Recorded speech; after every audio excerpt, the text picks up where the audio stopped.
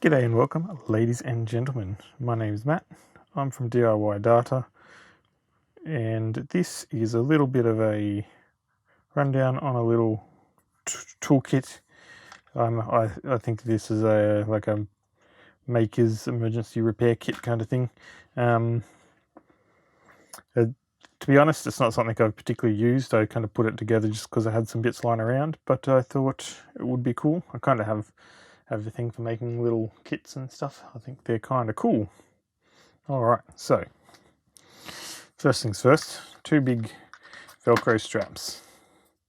They kind of hold the lid on and also serve purposes for things you use Velcro for, like holding down cables or whatnot.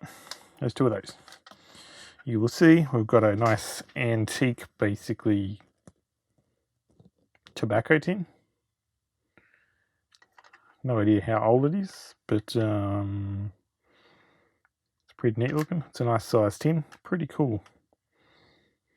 Anyway, before you even get to opening the tin, you'll see on the bottom there's several layers of gaff, just gaff to the bottom, and also around the edge there is a bunch of electrical tape. That's not sealing the box or anything, that's literally just as a storage space, so it always basically takes up zero space and gives you a bit of tape for those situations where tape's handy. I feel like I need to get the camera up a bit further, but for this will do. Alright, so we open the tin. What you see here, I will actually lift that up a little bit and everything fall out.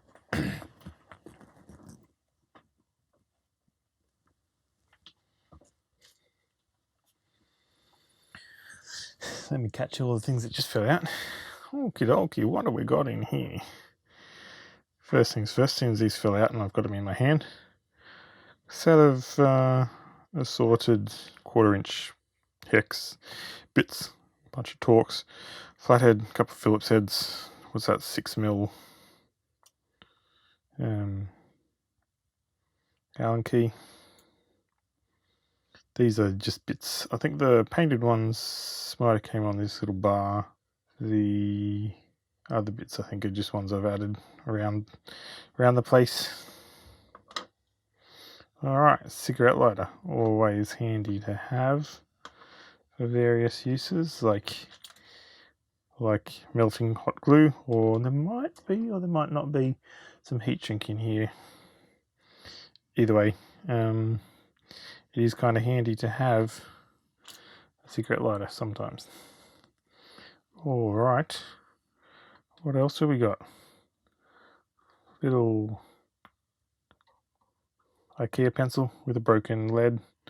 I might need to sharpen that up, but for now, let's bang that there.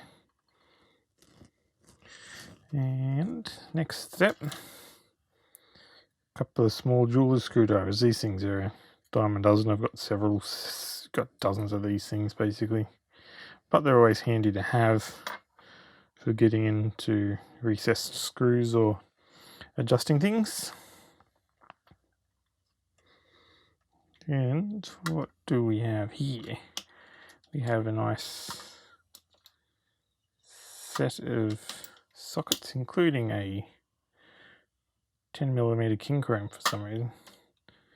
So we'll grab all the sockets out.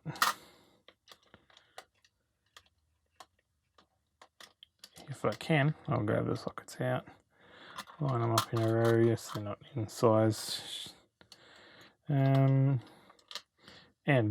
to use the hex bits, 1/4" bits, which also there are a couple of extra bits in here, including an extension that also has another flat screwdriver.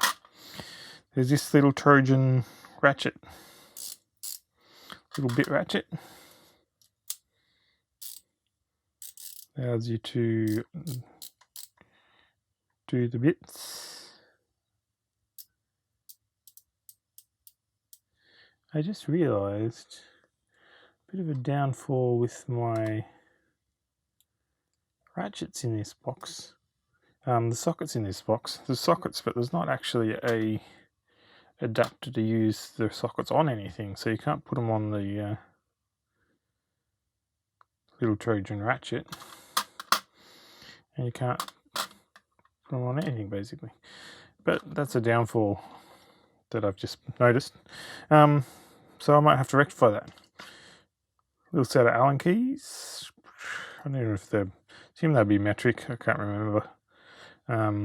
But again, had them lying around, so chucked them in. Probably, I guess the advantage of having Allen keys over Allen key hexes is you can get into recesses and stuff.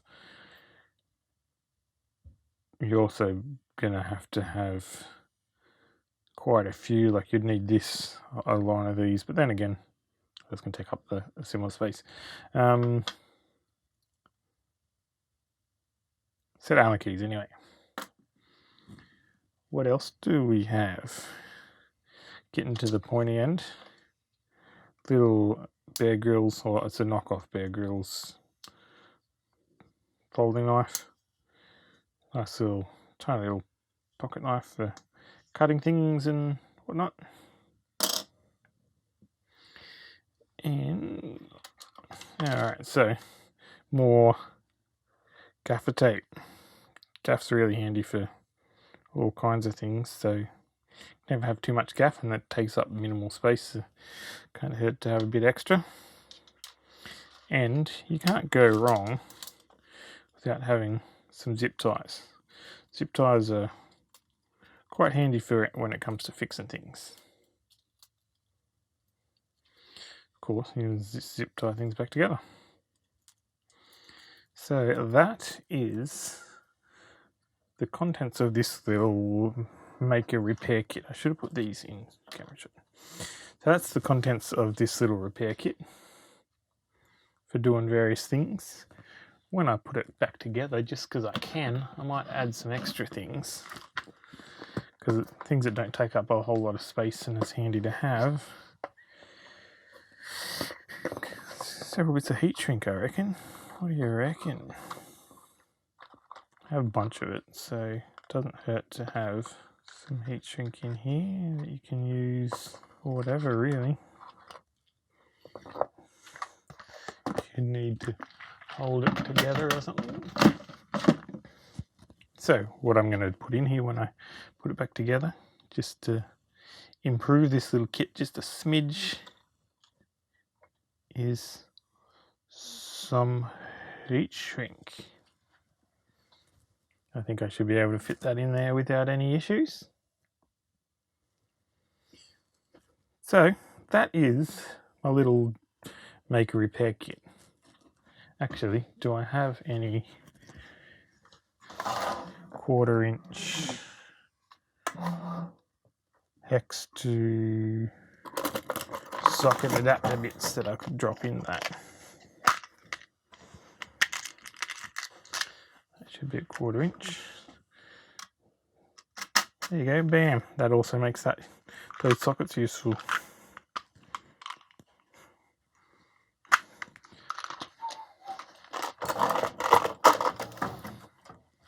Alright, so that is this little maker repair kit, hack kit, on the road kit. Not really a lot of electronic stuff in it, but it's more just like general repairs, like something breaks, you can zip tie it, tape it back together kind of thing. If there was room, I could chuck some super glue in here or something, but I don't know if I have room for a super glue. But this is basically what it is. So, cool. I guess I'll put it all back in now. Alright, my name is Matt. I'm from DIY Data. I have a blog, diydata.wordpress.com. Sometimes I post stuff, sometimes there's a while between posts, but yeah, check it out. You might find something interesting if you find this interesting. And I hope you all enjoyed this video, and I hope you find something useful out of it. Alright, I'm going to put this all back together now, and I'll see you later.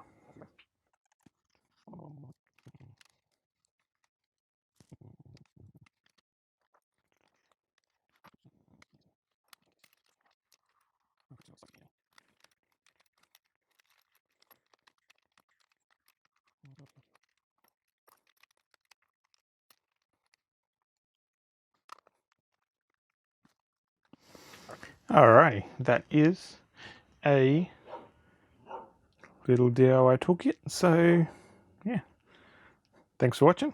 See you again next time.